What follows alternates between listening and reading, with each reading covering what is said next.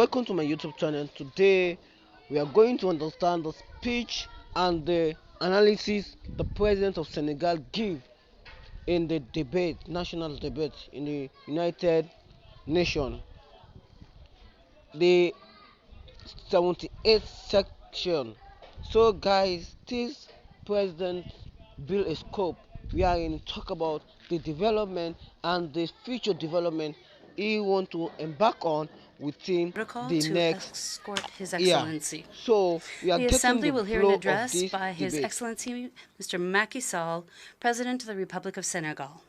I request protocol to escort His Excellency.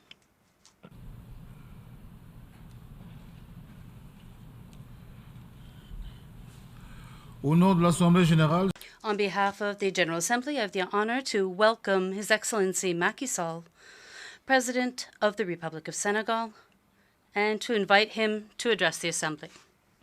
je vous remercie, Monsieur le Président. Thank you, Mr. President, President of the General Assembly, dear colleagues, Secretary General, ladies and gentlemen, distinguished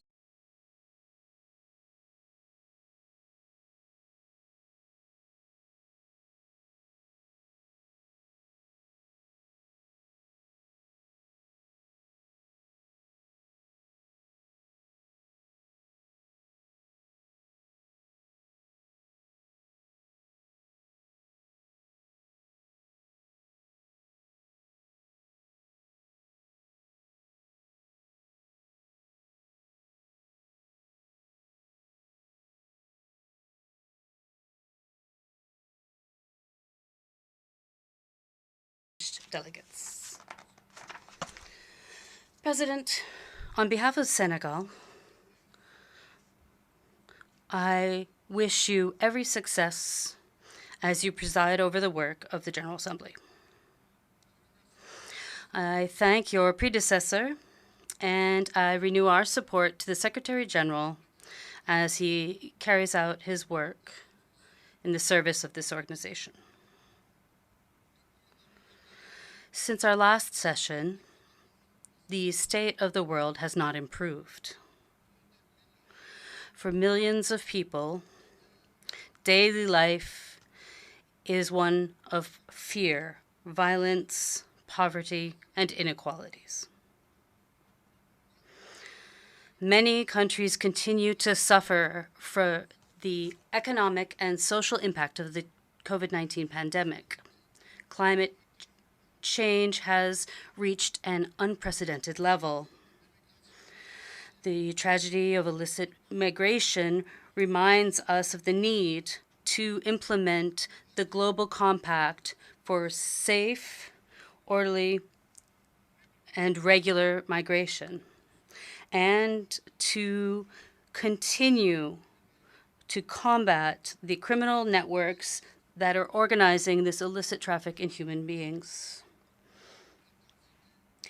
A high-intensity war is leading to humanity standing at the risk of a major disaster. In Africa, the resurgence of coups d'etat remain a subject of grave concern. Senegal reiterates its firm condemnation of any type of anti-constitutional government change. The current emergency is also that of terrorism, which continues to gain ground in Africa without appropriate action taken by the Security Council. Particularly during its mandate in the Council in 2016 and 2017, Senegal has repeatedly raised the inefficiency of the peacekeeping operations in Africa, whose mandates and equipment are not in line with the current situations. There is no peace to maintain where the peace needs to be restored. Armed groups need to be fought. Those who are pillaging and attacking innocent populations every day. They're occupying entire territories and threatening states, their threatening the very existence of states. The tumultuous history of two current peacekeeping missions in Africa are quite telling when it comes to this. And therefore, Senegal once again calls on the Security Council to fully assume its responsibilities in combating terrorism in Africa under the mechanism of collective security as envisaged in the Charter. In the same spirit, we call for de-escalation and a peaceful settlement to the war in Ukraine. We renew our support to the right of the Palestinian people for a state that is living coexisting peacefully with the state of Israel, both within their safe and internationally recognized borders. Mr. President, the theme of this session reminds us that the ideal at the very foundation of multilateralism is to create and promote confident and inclusive relations between countries, relations that are created in solidarity. Senegal recognizes the significant services that the UN system and that of Bretton Woods has been giving to its member states for almost 80 years now. But we all know that the multilateral system is the heritage of our past, and now it is obsolete. As was rightly said by the Secretary General Antonio Guterres, a system that continues to ignore the realities of its time and the needs of more than 3/4 of its members highlights the inequalities, generates the conditions for this system to be contested, and provokes a risk that it may fragment. If we want to avoid this fragmentation, wisdoms would tell us that we need to reform political, economic, and financial governance at the global level. It must be more just, more representative of the diversity, and thus reaffirm its legitimacy. We can do so if we devote the necessary political will to it. The G20 showed this by admitting the African Union as a full member. I warmly thank the members of the G20 for their unanimous support to this initiative, which Senegal had proposed while it was presiding over the African Union. We hope that this example of inclusion given by the G20 will be followed by the Security Council and the Bretton Woods institutions for a multilateralism that is more representative of the interests of all its members. In the same vein, Senegal remains committed to the vision of peaceful international relations based on the equal dignity of peoples, cultures, and civilizations. On the 31st of October, 1961, 1 year after the independence of our country, President Leopold Sédar Senghor expressed this vision using these words: "A particular civilization cannot be established without causing the majority of humanity to rise up against it."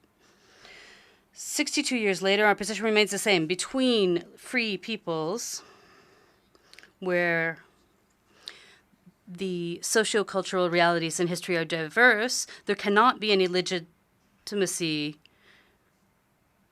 for some to define and force a single way of living upon all. For example, some sort of one-size-fits-all civilization.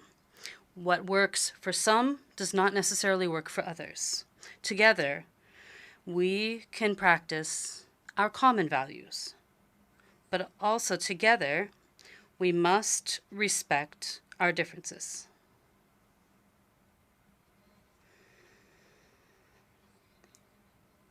This, for Senegal, is what must be the foundation of a revitalized universalism, one that is more open, more effective in addressing the challenges of our time. And amongst these challenges is the climate crisis. Extreme phenomena are multiplying. Senegal remains committed in the implementation of the Paris Accord on climate change.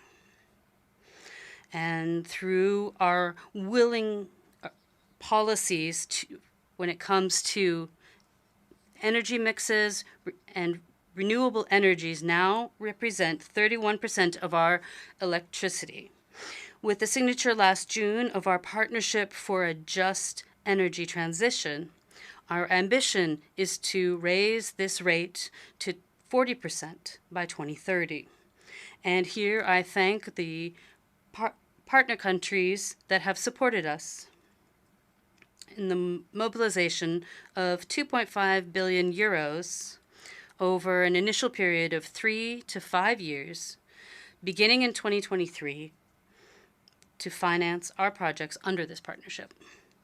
At the same time, we will continue the completion of carbon neutral infrastructure, those that are resilient to climate change. These include 2 projects of mass transport, a regional express train, and a rapid transit bus line, both of which will be electric. With the implementation of our national and continental projects under the Great Green Wall, our countries are clearly committed to climate action in line with their means available. Green projects in Africa are financed through commercial debt, but they should be supported by the mobilization of $100 billion a year as established during COP15 in 2009 to finance climate action.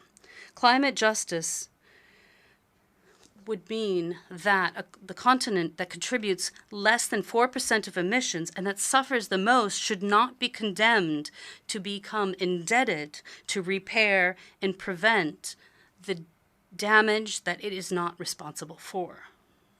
Senegal is in favor of just, equitable energy transitions, those that take into account the specific needs of our countries, including universal access to electricity, something that more than 600 million Africans are still without. Thus, if we want COP28 to be a meeting of promises that were kept, we must ensure that the announced financing be available and accessible through simplified and transparent procedures and modalities. Mr. President, dear friends, on the 25th of February 2024 will be the date of the Senegalese presidential election. Like those that have come before, it will be democratic, free, and transparent. And the 2nd of April, I will pass the power to my successor after 12 years at the head of our country. I would like to thank the member countries of our organization for their friendship and their cooperation. Being the voice of Senegal, creating and maintaining friendships in this Assembly of Nations, where our common efforts are towards our common goals, was a great honor for me. On behalf of the people of Senegal, I wish to express my gratitude to all my colleagues. And I ask them to welcome my successor with the same friendship and the same consideration. I will keep the same feelings of friendship and cordial respect for you all. I am confident that the Senegalese tradition of openness and dialogue will be that of my successor as he remains committed to the trusting friendships that unite our country and all the members of the United Nations. Ladies and gentlemen, I thank you for your kind attention.